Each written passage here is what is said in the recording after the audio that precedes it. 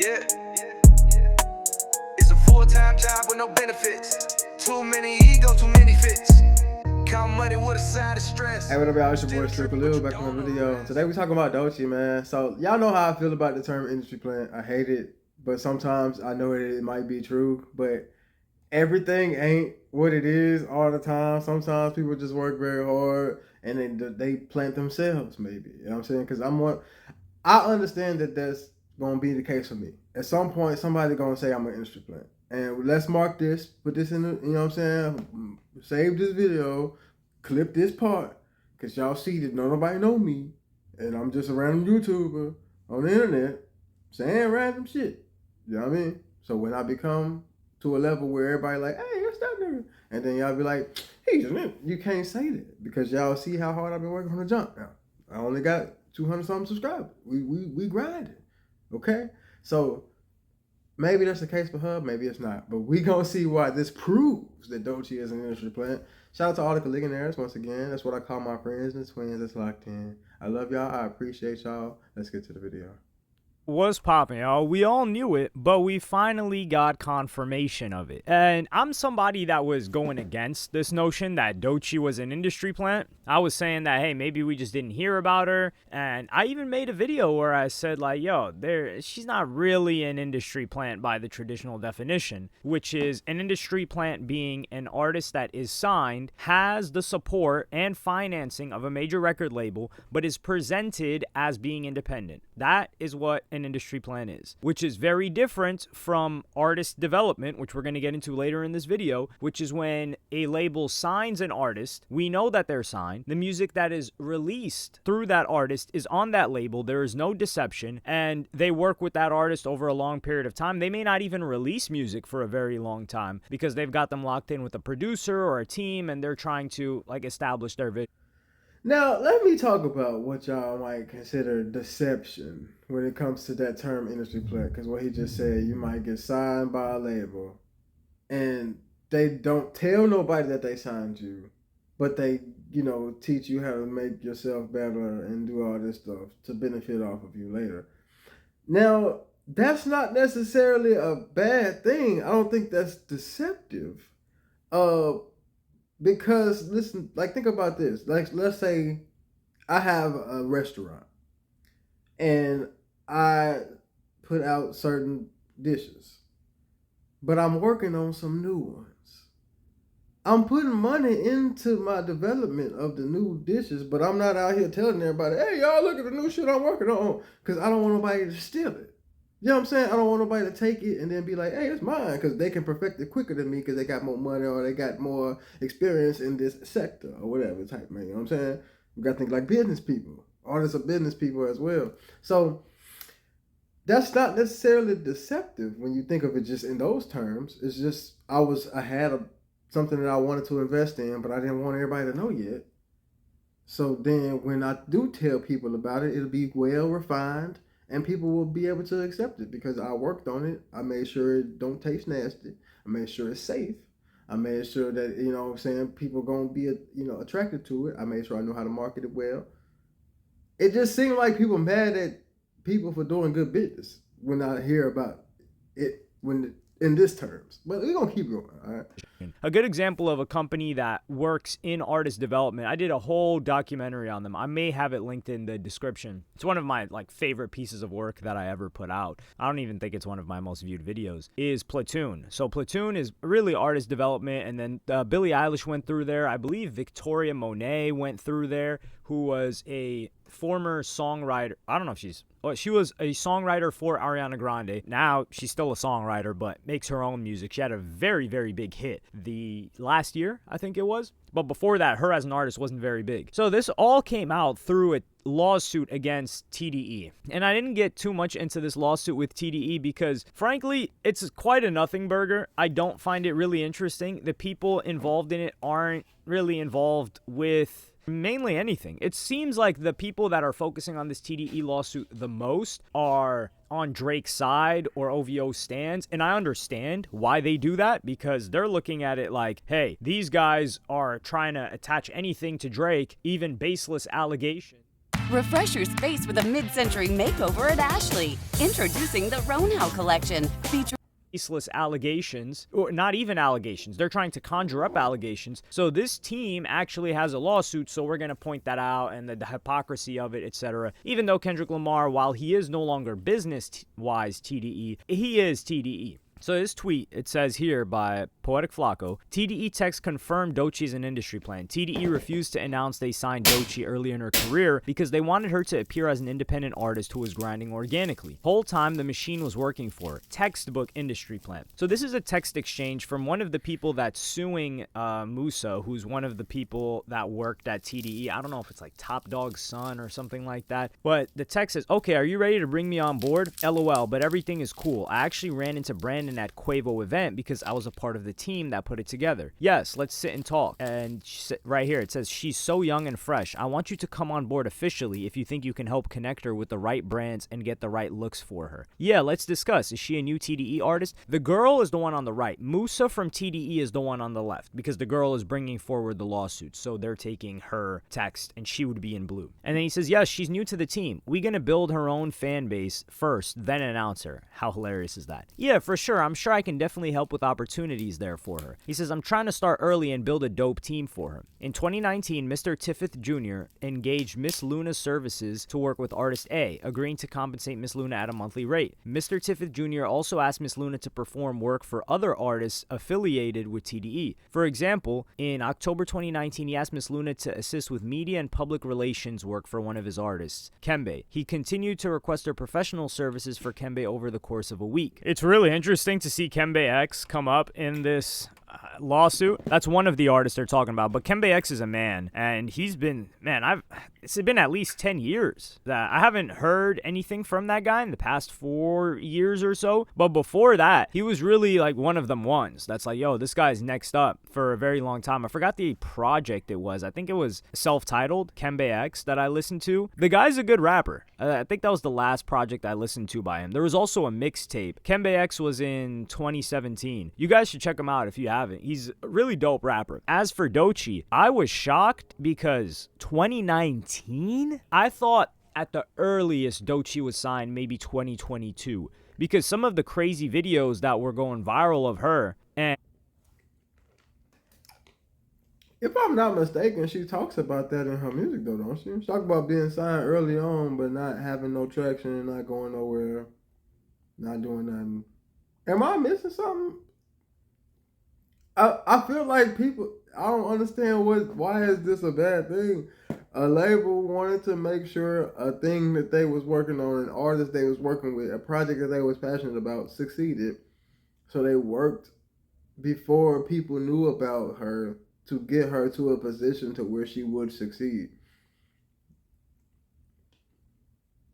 What is that? Why is that such a bad thing? I don't get. Well, okay, maybe I'm the enemy. Maybe I am an industry executive. and it wasn't even like music related. One of them was where she had a, you know, that thing that you hold in your hand that goes pew pew. It's crazy how strict YouTube is now.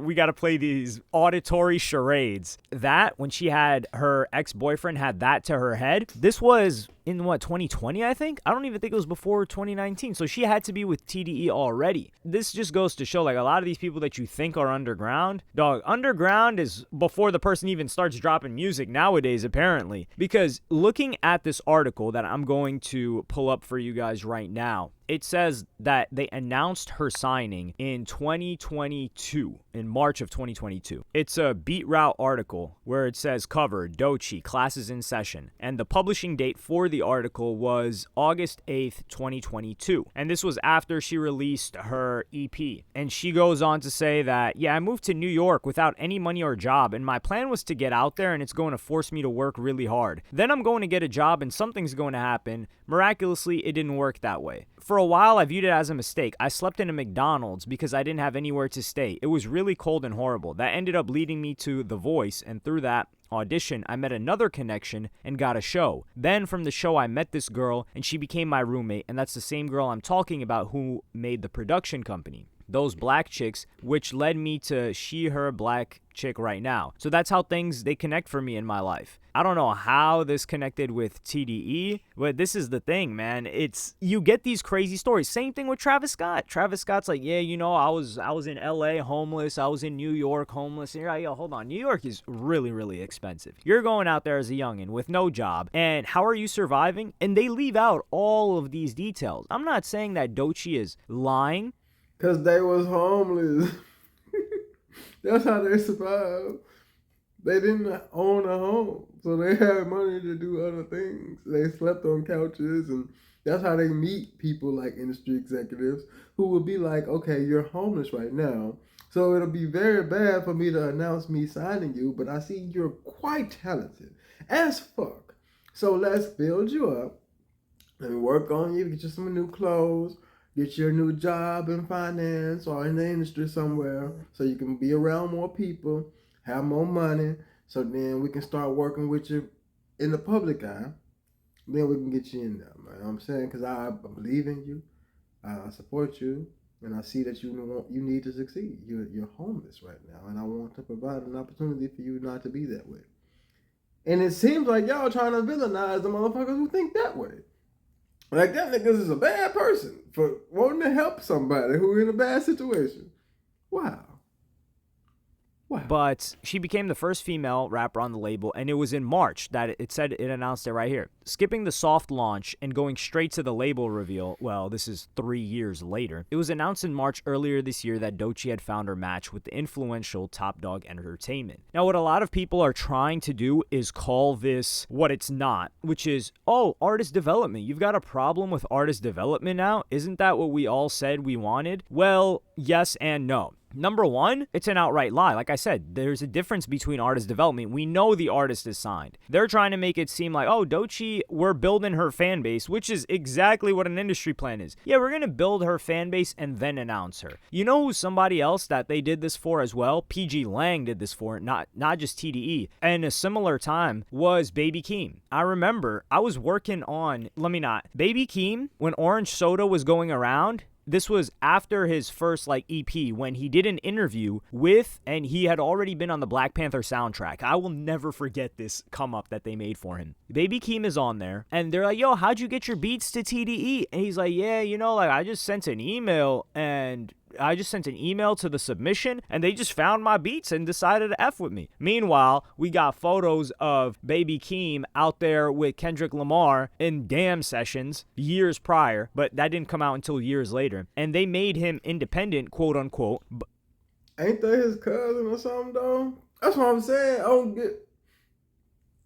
I don't see what the problem is for wanting to help somebody in the best way possible. Because if we immediately say, hey, look at this new artist, and he dusted and broke and can't rap for real and ain't got no money, motherfuckers is going to light the nigga up and not give him a chance to succeed in the way that he needs to.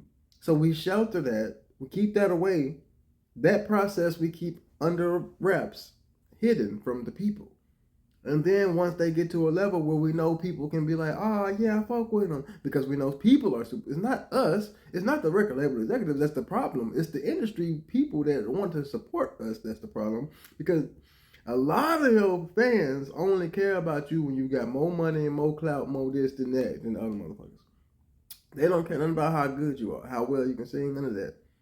A lot of fans out here only care about how much clout you got, how much money you got, how richer you are than they are.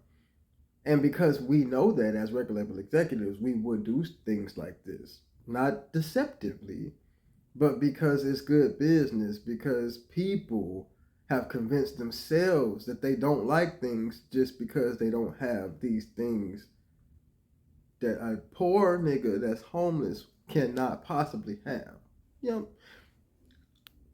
Until after Orange Soda dropped, until after his second tape dropped, the one that's black and white. Great tape, by the way. And I say this as somebody I mess with Baby Keem. Now, I don't know what he's been up to these past couple of years. He's got to come back with something. Now, is there even anticipation I think we got to talk about this in a separate video. Remind me. Some of you guys like are in my DMs, so just hit me up to remind me to do a video on Baby Keem, because I feel like there's not anticipation. There is little anticipation, which can be a good thing if you've been gone for this long. So eventually we find out, oh wait, I make it public that Kendrick Lamar is Baby Keem's cousin, and people didn't believe me at first, but eventually they start doing music together. They make it public. They announce that he's PG Lang, Columbia, and this is the same exact situation with Doechii. And the reason why I have such a gripe with this, like as fans, you guys largely don't care, even if you're being deceived, outright lied to. And the crazy thing is, like, just say like, yeah, she's an industry plant, but I like her. No, you guys will try to twist and contort it into, no, she's actually, this is artist development. No, it's not. The problem with this is the storyline, because she creates the storyline. And I don't know how much of it is true, how much of it is embellished, but like, yo, I was broke, I was homeless in New York, and then I just met this person who introduced me to this person. I do believe I met this person, introduced me to this person. The whole, like, I was sleeping in McDonald's. Like, what, did you take a nap in McDonald's one day? Like, you didn't get kicked out? Like, yo, being homeless is quite difficult. Like, let's not pretend. So, stories. Has this nigga ever been homeless? Because he would know that, yeah, sometimes you might can sleep in McDonald's. It's open 24 hours. The manager might be cool enough with you, especially if you're an artist such as Doechii, who can rap, sing, do all this motherfucking shit. Maybe she was doing some media training for the people. Maybe she was taking photos at the fucking McDonald's, and they let her sleep in the fucking McDonald's sometimes because it was slow, and nobody was there anyway. They just think it's somebody over there taking a nap after they ate a lot of food. If nobody complained, then sometimes she might get away with it. But I wouldn't expect somebody who's not homeless to know something like that, because those are things that you would have to know firsthand from being homeless.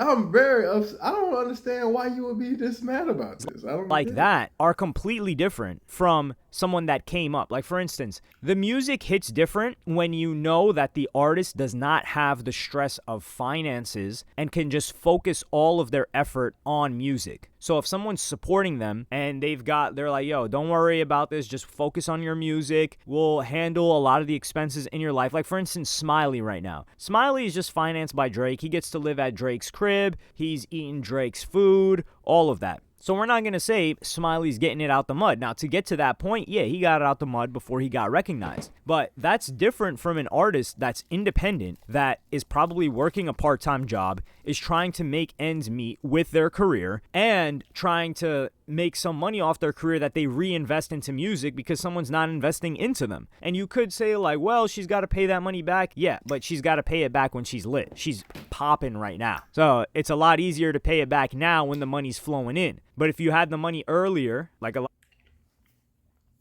But what y'all, ain't nobody finna give you a lot of money when you just start off and you homeless and living in the McDonald's. Like, are we okay? Do y'all not understand what the fuck is going on? You can't expect.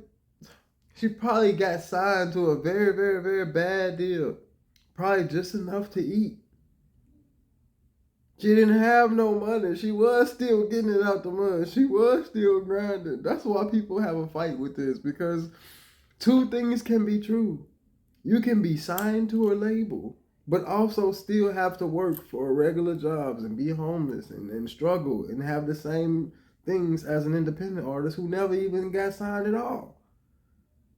It's not, I don't think that takes anything away from your struggle if you meet people who can help you up out of it. That amplifies that to teach other people that no matter what you're going through, that there's people, there are things, there are circumstances out here in the world that can get you to a level in which you can start succeeding in life. It's not over just because you was homeless living in McDonald's. It's not over just because you don't know how to do this and this and that. I think these moments are very good. Now, I get it. Y'all want everybody to struggle. If they don't struggle, they didn't do nothing with their life. Well, I struggled a whole lot. I struggled my whole life. I'm still struggling. But do I win just because? Do I win just because I'm struggling hard? Do I, like, Does that make me more successful or better of an artist than other motherfuckers? Just because I struggle every day. Just because I barely have enough to eat sometimes. Just because I go hungry to make sure my kids eat good. Does that make me a better artist? No, it does not. So why the fuck are we taking that away from people who find ways to get themselves out of this and stop being homeless and get to a level to where now they can be seen on a grandstand and have great messages and to teach people to love themselves?